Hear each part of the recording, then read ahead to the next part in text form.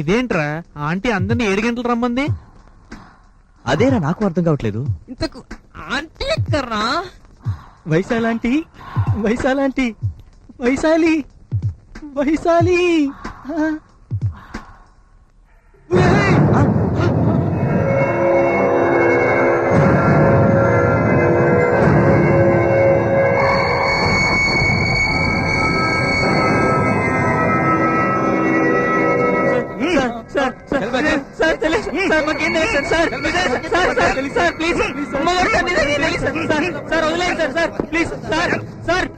నగరం నడిబొడ్డున ఉన్న ఆనంద్ నగర్ కాలనీలో పేలుళ్లు సంభవించి ఉద్రిక్త పరిస్థితి ఏర్పడింది.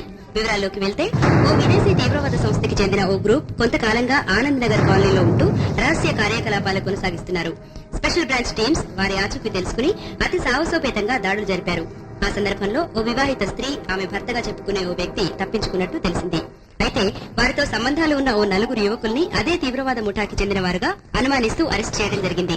ఆ సమయంలో వీరు దొరికిన ఆ బిల్డింగ్ లో వెంకటేశ్వర్లు అనే ఎస్ఐ చనిపోవడం కూడా పలు అనుమానాలకు దారితీస్తోంది.